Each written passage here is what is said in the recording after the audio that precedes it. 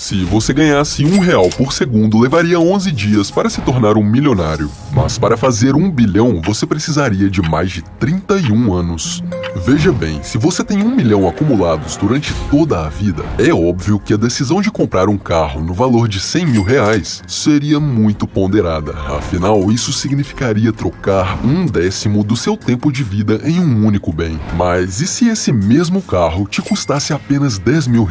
Quanto tempo levaria para você tomar a decisão de comprar? Não seria grandes coisas, já que com 1 milhão em um investimento bem conservador, você já faria aproximadamente R$ 10 mil por mês sem fazer nada. Essa é a diferença entre a vida de um milionário e um bilionário. Jorge Paulo Lemann, o brasileiro mais rico, tem 71 vezes esse valor. E você, bom, se você tá dentro das estatísticas brasileiras, a riqueza, a liberdade e a tranquilidade financeira parece um sonho distante, não é mesmo? Afinal, você passou a vida inteira acreditando que riqueza é algo destinado a poucos sortudos. E se eu te dissesse que você estava errado?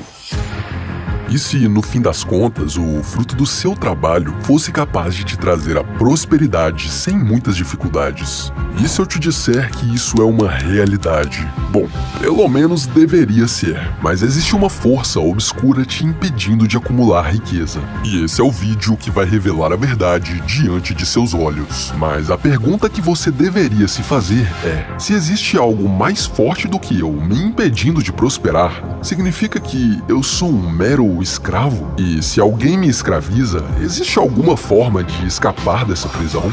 Você não abriu esse vídeo por um mero acaso. E se continuar comigo nessa jornada, existe uma chance de se libertar. Mas seja rápido, porque essa brecha no sistema está se fechando. Uma pergunta: o que é dinheiro? Ou melhor, o que o dinheiro representa? Quando você faz uma compra no Mercado Livre, quando você é pago pelo seu tempo trabalhando em um emprego, qual é a importância do dinheiro em todas essas transações? Dinheiro é popularmente definido como um meio de troca, um instrumento usado para facilitar a venda, a compra ou uma troca de bens entre indivíduos. Mas isso não diz muito sobre o que o dinheiro representa. Na verdade, a melhor maneira de enxergar o dinheiro é como uma expressão de valor. Ao fazer uma compra, você entrega uma certa quantidade de dinheiro nas mãos de outra pessoa, porque o item que está sendo comprado é percebido por você como sendo mais valioso do que aquela quantia de dinheiro. Caso contrário, você não faria aquela troca. E é claro que o preço não é determinado por você como indivíduo, mas sim pelo mercado como um todo. Mas se agarre a essa premissa: dinheiro é igual a valor. E por que isso é tão importante? Porque ao entender o dinheiro como uma expressão de valor, fica muito claro que o acúmulo de riqueza não acontece com base em aleatoriedades. A quantidade de dinheiro que a sociedade entrega em suas mãos é equivalente à quantidade de valor que as pessoas percebem que você está gerando no mundo. Mas dinheiro sempre vai entrar em sua vida e também ir embora. Essa é uma relação expressada entre suas receitas e suas despesas. Mas uma forma muito prática de simplificar essa relação é a sua produção versus o seu consumo. Na maioria das vezes, o dinheiro vai entrar em sua vida porque você foi capaz de produzir alguma forma de valor. E para a maioria de nós, a receita vai ser gerada pelo valor que produzimos em um emprego. Mas esse mesmo dinheiro vai embora cada vez que você consome algo. Um sorvete, um celular, um novo carro. Independente de quem você seja, seu patrimônio será traduzido pela relação entre o que você consome e quanto você é capaz de produzir. E o único motivo pelo qual a humanidade se tornou tão desenvolvida foi porque nós descobrimos uma forma sofisticada e inteligente de armazenar valor. O pedaço de papel ou o número da sua conta bancária, que você chama de dinheiro, são na verdade uma expressão tecnológica de armazenamento de valor. Se você voltar o suficiente em uma máquina do tempo, vai descobrir que nossos ancestrais compravam coisas utilizando um método irreconhecível para os tempos atuais. Os pagamentos eram feitos em forma de escambo, um sistema de troca direta de um bem pelo outro. uma dúzia de ovos por alguns tomates, um frango por uma cadeira e por aí vai. Mas esse sistema tinha dois grandes problemas. Ele dependia de outra pessoa querer algo que você tinha. E se você tivesse uma galinha, não poderia trocá-la por 2 ovos, já que a galinha valia mais do que os ovos e não era divisível. Então, nossos ancestrais perceberam que precisavam de algo intermediário que representasse valor. Eles tentaram fazer as trocas com diversos itens inicialmente. Sacos de grãos de cevada, bois, sal e até mesmo conchas. Mas todos eles resolviam algum problema e, ao mesmo tempo, criavam outros ainda maiores. Afinal, não existe uma quantidade limitada de conchas e elas não têm raridade alguma. Isso significa que você poderia ficar o dia inteiro na praia catando conchas sem gerar valor algum e inflar artificialmente seu patrimônio. E lembre-se, dinheiro é igual a valor produzido. Se algo não pode representar a produção, também não poderá representar o consumo. E eu nem falei sobre os problemas das outras tentativas fracassadas. Além de ocupar muito espaço, o gado morre, sal se perde e grãos estragam. Então, depois de muito tempo, eles finalmente encontraram algo que tinha todas as características necessárias para expressar valor. Bom, quase todas. Foi descoberto o real valor do ouro. Ele era durável, difícil de se falsificar, facilmente divisível e, principalmente, escasso. Segura essa característica porque ela vai ser muito importante para você entender como você está sendo escravizado e privado de acumular riqueza. Mas existia ainda um problema para ser resolvido. O ouro é pesado. E isso dificultava muito o transporte de grandes quantidades de um lugar para o outro. Então, centenas de anos depois, os países começaram a usar dinheiro de papel lastreado em ouro. Em outras palavras, o dólar era diretamente ligado a certa quantia de ouro guardada, e você, teoricamente, poderia trocar a qualquer momento aqueles dólares por ouro físico, em proporção ao que o país detinha em reserva. Esse sistema era conhecido como o padrão ouro. Esse era o sistema perfeito de armazenamento de valor que iria permitir com que a humanidade prosperasse para sempre. Bom, pelo menos até que alguém descobrisse que o sistema não era tão perfeito assim.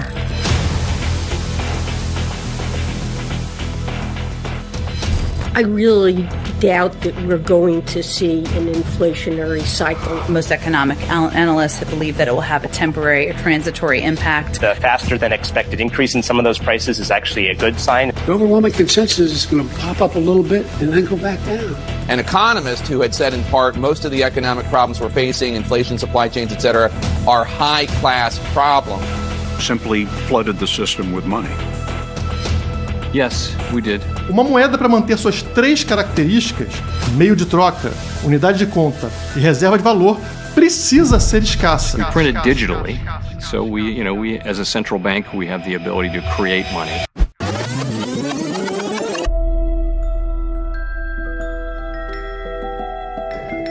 Entre os anos 50 e 70, a humanidade vivia uma era de avanços exponenciais. Lasers, cabos de fibra ótica, luzes de LED, satélites e até a internet foram criados durante esse período. Nós fomos capazes até mesmo de pisar na Lua. A população crescia em produção e o ser humano prosperava como um todo na medida em que os avanços eram feitos. Mas algo muito estranho aconteceu em 1971. A partir daquele ano, a economia e a produtividade continuaram crescendo, exceto por um detalhe. A população não estava mais enriquecendo como um todo. Apenas os ricos estavam enriquecendo mais. Mas as classes média e baixa estavam praticamente estagnadas, até os dias atuais. Em 1971, o americano comum trazia para casa cerca de $10.600 por ano. E se você quisesse comprar uma casa nova, isso te custaria cerca de $25.000. Ou seja, a casa custaria pouco mais de 2 anos de trabalho de um americano comum, enquanto nos dias atuais a receita média é de $44.000 por ano. E você pode pensar, isso é ótimo, certo? A população ganha muito mais dinheiro atualmente. É mesmo? Então por que você não comprou sua casa ainda? Apesar de os dígitos na tela terem ficado maiores, hoje em dia, o cidadão comum precisa trabalhar e economizar por décadas para conseguir comprar um imóvel. Se você quisesse comprar um bom modelo de carro 0 km em 71, bastava acumular o equivalente a 3 meses de salário. Mas nos dias atuais, bom, talvez você compre um patinete com 3 meses de economia. A dívida imobiliária explodiu exponencialmente a partir daquele ano. E, como se não bastasse a renda das classes média e baixa estarem estagnadas, eles também estavam começando a se afundar em dívidas. Estava nítido que algo aconteceu naquele ano. As regras do jogo mudaram e ninguém foi avisado. O que aconteceu em 1971 era uma tragédia anunciada há décadas. Em abril de 1933, foi emitida a Ordem Executiva 6102. Assinada pelo presidente dos Estados Unidos da época, a ordem proibia a população de carregar ouro consigo. Qualquer cidadão que detivesse ouro físico era considerado criminoso. E isso foi a fórmula perfeita para que o governo ganhasse o superpoder de imprimir notas de dinheiro para resolver problemas imediatos sem que ninguém soubesse a exata quantia de ouro em reserva. E isso era minimamente saudável, porque ainda existia um laço em reservas de ouro. Mas em 1971, o presidente Richard Nixon fez uma declaração que mudaria o rumo de toda a humanidade. I have directed Secretary Connally to suspend temporarily the convertibility of the dollar into gold or other reserve assets, except in amounts and conditions determined to be in the interest of monetary stability and in the best interest of the United States. Pela primeira vez na história da sociedade moderna, o dinheiro mundial não era mais lastreado em nada além da honestidade do governo.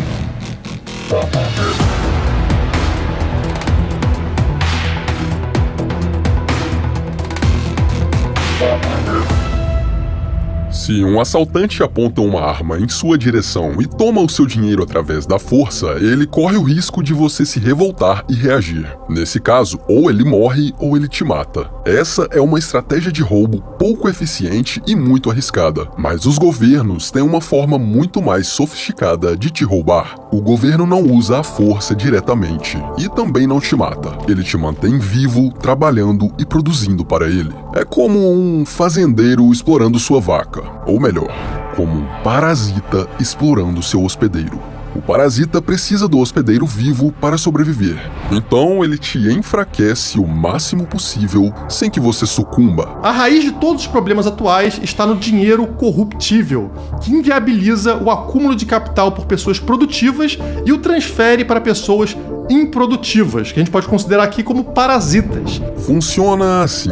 Grandes bancos compram títulos públicos para revender para o Banco Central com lucro. Essa é a máquina do dinheiro mágico. O Banco Central, na verdade, não tem nenhum dinheiro real em seu balanço. Quando um grande banco vende um título para a Reserva Federal, ele simplesmente recebe um "Valeu, brother, toma aqui o seu dinheiro de volta", com lucro. Não existe uma transação real de dinheiro. Simplesmente aparece um novo número na tela. Entendeu? Mágica. Mas os governos não criam dinheiro mágico sozinhos. A essência energética que o parasita suga precisa surgir de uma fonte de poder real. Caso contrário, ele não teria como sobreviver. Lembra? Dinheiro é igual a valor. E é aí que você entra nessa equação. Alguém precisa gerar o real valor nessa história. Ricos empresários e políticos repartem esse dinheiro fácil, enquanto todo o restante da sociedade sofre. Nós colocamos nossos pagamentos e nossas economias em uma conta bancária para sacar na medida em que precisamos consumir. E você foi condicionado a acreditar que os bancos são guardiões do seu dinheiro. Mas isso não é verdade. No momento em que você deposita o seu dinheiro em uma conta bancária, ele se torna propriedade do banco, adicionada ao seu balanço. Em outras palavras, eles podem fazer qualquer coisa que quiserem com o seu dinheiro, como, por exemplo, criar mais dinheiro mágico. Funciona assim: o seu extrato do banco mostra um saldo de R$100, mas o banco só retém R$3 em custódia e os outros 97 ele empresta para Pablo comprar alguma coisa. No sistema bancário você ainda tem R$100 na sua conta, mas Pablo agora tem 97 de dinheiro mágico na conta dele. Veja bem, nenhum valor foi gerado aqui, mas os dígitos na tela aumentaram sem vínculo em nada. Não existe dinheiro, nem ouro, nem qualquer outra coisa que suporte os novos números criados na conta de Pablo. Apenas a promessa de pagamento que Pablo teve que fazer. Esse é o dinheiro novo criado através da escravidão moderna, mais conhecida como débito. É como se fosse uma máquina que transfere dinheiro dos mais pobres para os mais ricos. Essa é a energia vital da sua força de trabalho sendo sugada por um mecanismo parasita. Mas a toca do coelho é ainda mais profunda. Quando o Pablo gasta esses R$97 em um estabelecimento, o dono desse estabelecimento vai depositar esse dinheiro em outro banco, recomeçando assim o ciclo de endividamento infinito da população. Os originais R$100 podem se multiplicar indefinidamente. E pasme, mais de 90% do dinheiro em circulação no mundo são apenas números na tela de um computador. Não tem qualquer valor atrelado. Em outras palavras, todo o dinheiro mágico criado é o endividamento coletivo. A parte mais triste desse sistema é que os pobres são incapazes de escapar deles justamente por serem o elo mais fraco dessa corrente. O ponto onde tudo estoura no final. Se você taxa empresários ricos, por exemplo, eles simplesmente embutem o aumento de impostos no preço dos seus produtos e serviços que serão comprados pelos mais pobres, ou eles movem os seus recursos para paraísos fiscais, escapando, portanto, desse aumento de impostos. O sistema inteiro é baseado em confiança. Mas e se você não tiver mais essa confiança? A quem você recorre?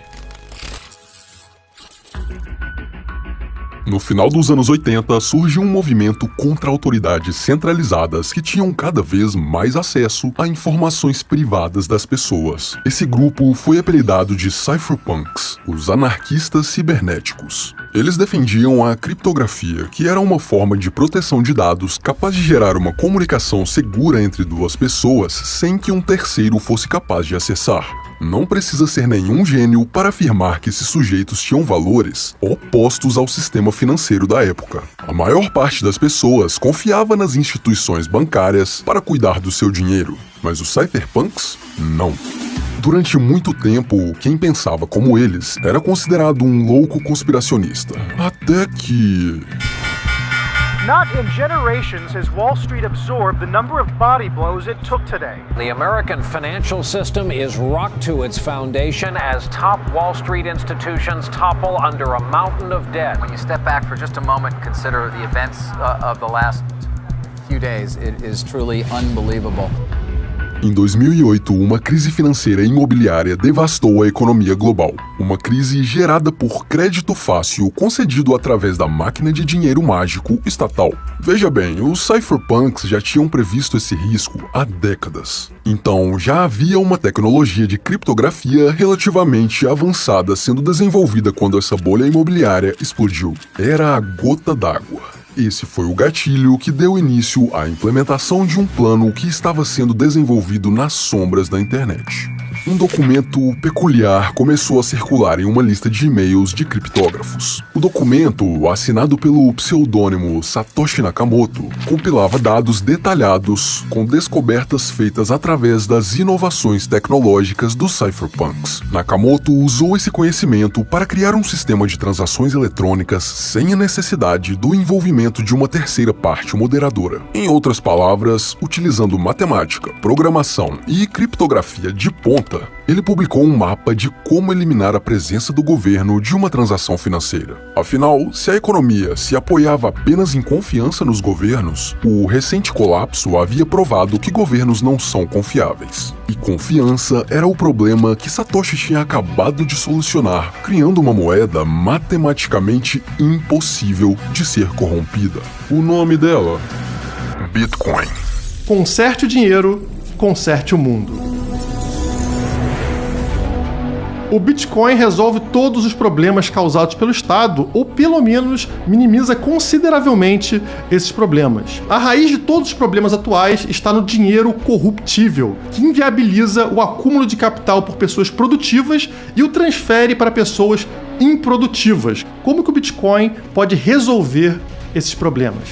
Começando pela inflação, ao contrário das moedas estatais, a inflação do Bitcoin é decrescente até atingir zero. e ela foi estipulada em seu código. Ninguém, por mais autoridade que possua, é capaz de alterar isso. Segundo, é impossível cobrar impostos numa rede descentralizada. O Bitcoin é um protocolo de software de código aberto. Isso significa que qualquer pessoa no mundo pode usar o protocolo. Não existe um indivíduo ou uma empresa que possa controlar a moeda. Cada mudança feita no código é pública, aberta e transparente. O código original foi desenvolvido por Nakamoto, que lançou a tecnologia para o mundo e em seguida desapareceu do mapa para garantir que não houvesse uma entidade centralizada que respondesse pelo Bitcoin. Desde então, centenas de programadores colaboram constantemente para melhorar a segurança e o funcionamento da moeda digital. Mas como algo digital pode ter algum valor? Não é a mesma coisa dos números que você vê na tela do banco? Não. Um Bitcoin não é um arquivo de computador. É um registro distribuído publicamente em um banco de dados chamado blockchain. Quando Pedro compra algo de Pablo com R$10, o que o banco faz é registrar que, agora, Pedro tem R$10 a menos em seu balanço, enquanto Pablo tem a mesma quantia a mais. O banco é uma entidade centralizada que garante a legitimidade dessa transação. Então, você pode imaginar a blockchain como o livro contábil dos bancos. A única diferença é que, ao invés de existir uma única entidade garantindo a legitimidade das transações, a blockchain faz isso de uma forma automática com um sistema que permite qualquer pessoa no mundo ser um agente dessa fiscalização. Já não é mais necessário confiar em uma entidade que pode muito bem ser corrupta, porque a blockchain já é pública e não pode ser controlada por qualquer pessoa ou computador isolados da rede. O poder computacional que garante a segurança da rede está espalhado pelo mundo. As pessoas que cedem sua parcela de poder de processamento na rede são recompensadas com novos bitcoins que estão sendo minerados. Não há incentivo para desonestidade e corrupção, simplesmente porque você ganha muito mais seguindo as regras do jogo. A blockchain é totalmente transparente, qualquer um pode ver todas as transações que ocorreram na história, mas isso não te permite enxergar quem são as pessoas envolvidas nessas transações. Mas então, se o Bitcoin é capaz de resolver tantos problemas, por que o mercado de criptomoedas tem perdido tanto valor no último ano? What about this internet thing? Do you know anything about that? Sure. What the hell is that exactly? Well, it's become a place where people are publishing information. Right. So everybody can have their own homepage, companies are there, the latest information. It's wild what's going on. You can send electronic mail to people. It is the big new thing. Yeah, but it's easy to criticize something you don't fully understand, which is my position here. Go ahead. But I can remember a couple of months ago, there was like a big breakthrough announcement that on the internet or on some computer deal, they were going to broadcast a baseball game. You could listen to a baseball game on your computer. And I just thought to myself, does radio ring a bell? No ano de 93, o lançamento da Mosaic Browser trouxe o acesso à internet para o grande público pela primeira vez. Lentamente, os computadores pessoais deixaram de ser um luxo para se tornarem um dos itens essenciais da casa das pessoas. Essa rápida adoção em massa escancarou uma oportunidade de negócios. Uma onda massiva de novas empresas de internet começou a surgir. Uma dessas empresas, chamada Netscape, decidiu distribuir seu web browser de graça, o que fez com que mais pessoas pudessem acessar a internet. No ano de 1995, a Netscape fez uma oferta pública de ações. Quem comprou uma ação no início do dia pagou $28 e teve a oportunidade de vendê-la por $75 no final do mesmo dia. Esse sucesso estrondoso atraiu a atenção de investidores do mundo inteiro. Rapidamente, esses investidores foram tomados pelo sentimento de medo de ficar de fora da grande ascensão do mercado da internet. Isso fez com que eles buscassem alocar o seu capital em qualquer empresa cegamente, sem olhar os fundamentos. É claro, desde que essa fosse uma empresa ligada à internet. E com esse dinheiro fácil fluindo para a mão de empresas de internet, muitas companhias abriram capital sem ainda ter ao menos gerado 1 centavo de lucro. Ao invés de focar na base sólida do negócio, essas empresas começaram a investir todos os seus recursos em propaganda para construir valor valor especulativo o mais rápido possível. Em 1999, 457 empresas de internet abriram capital na bolsa. Mais de 20% delas dobraram de preço em seu primeiro dia de pregão. Isso acelerou ainda mais o movimento de euforia e medo de ficar de fora entre os investidores. Notícias sobre a grande oportunidade da internet tomavam mais e mais espaço nos jornais, gerando um loop infinito de crescimento exponencial. O problema é, algumas empresas realmente tinham fundamentos valiosíssimos, mas a maior parte delas era apenas especulação. Então era impossível para um investidor saber separar o joio do trigo, enquanto tinha tanta propaganda apelativa prometendo que cada uma dessas empresas seria o futuro da internet. Mas a festa estava prestes a acabar, e o colapso da bolha.com era iminente. No ano de 2000, a Reserva Federal dos Estados Unidos anunciou um aumento de taxa de juros. E isso fez com que investidores que compraram ações de internet puramente pelo hype movessem seus recursos para títulos do governo. E rapidamente o sonho virou pesadelo. O medo tomou conta do mercado e a bolha das empresas de internet explodiu. Tá reconhecendo alguma semelhança com os dias atuais? Here's a chart that shows what's happened since the March. The last 3 weeks have seen this huge ramp up in ways that you've never seen before. Let's look at what's changed here since the Fed last met. We got the $1.9 trillion in relief enacted by Congress, signed by the president. Senate Democrats have just released the text of their $3.5 trillion budget resolution. Can you characterize everything that the Fed has done this past week as essentially flooding the system with money? Yes, exactly. And there's no end to your ability to do that? There is no end to our ability to do that. Nos últimos anos, o mercado de criptomoedas vem sendo tão negligente quanto o da internet em seu início. Entre 2020 e 2022, o mercado de NFTs, metaverso e criptomoedas teve praticamente o mesmo comportamento. Empresas sem nenhum fundamento surgindo do dia para a noite, prometendo ser a maior revolução associada à blockchain no mercado. Investidores, com medo de perder a festa, jogavam dinheiro em qualquer negócio que alegasse estar associado a criptomoedas, não importando seus fundamentos. Mas todas essas novas empresas, criptomoedas e tokens que surgiram nos últimos anos têm um grande problema: confiança. Qualquer criptomoeda que não seja o Bitcoin carrega consigo o mesmo problema que os bancos. Existe uma entidade centralizada por trás do projeto a quem você precisa confiar. Desde o início de 2022, cada dia que passa, acontecimentos nos provam mais e mais que toda essa sucata digital que é o mercado de criptomoedas não passa de poeira sem valor algum. A única moeda que nunca perdeu e jamais perderá seus fundamentos é o Bitcoin. E adivinha o que vai acontecer de agora em diante? Pois é, todo o dinheiro que estava sendo alocado em ativos especulativos sem fundamentos vai pouco a pouco sendo migrado para o Bitcoin.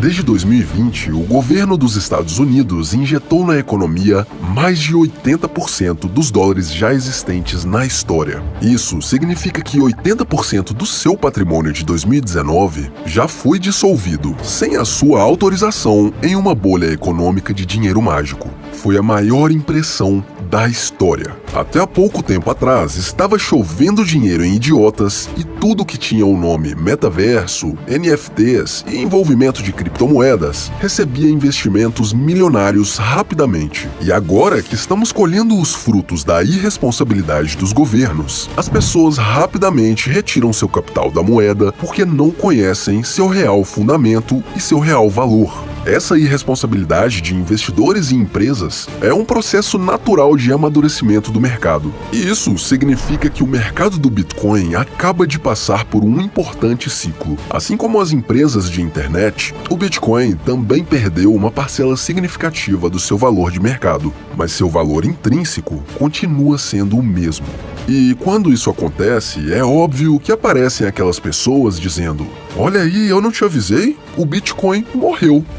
Existe até um site que faz a contagem de vezes que as pessoas declararam a morte do Bitcoin. No entanto, a moeda segue com seus fundamentos mais fortes do que nunca. E, bom, essas pessoas também falaram isso no início dos anos 2000, quando as empresas de internet perderam seu valor. Mas veja o que a internet se tornou assim que a humanidade começou a entender os fundamentos por trás do mecanismo. Toda grande inovação precisa passar por um período de irresponsabilidade do mercado para assim amadurecer e começar a crescer com bases sólidas. Se formos comparar a ascensão do Bitcoin com a da internet, este é o exato momento em que o Bitcoin se encontra. E em um mundo com governos cada vez mais autoritários, guerras e a escalada da censura, é só uma questão de tempo para que as pessoas descubram o real valor de uma moeda cujo governo não consegue influenciar, controlar ou penetrar. E aqui vai uma verdade difícil de engolir.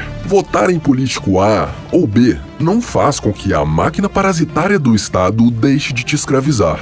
Independente de quem esteja no poder, cada vez que você faz uma transação em uma moeda controlada pelo governo, você está alimentando o organismo parasitário que suga sua energia. Pensa bem, a energia vital que o governo usa para produzir guerras, dominar e escravizar a população é fruto do seu trabalho. Por isso, o verdadeiro voto é a alocação do seu capital. Só coloque seu dinheiro naquilo que você acredita. E isso não é nenhuma recomendação de investimentos, é apenas um alerta de que existe uma saída, mas ela não vai durar muito tempo. Já estão controlando o que as pessoas falam na internet. Em breve vão querer controlar o que você compra. E quando chegarmos nesse ponto, você não vai querer ter toda a sua energia vital alocada dentro do sistema parasitário.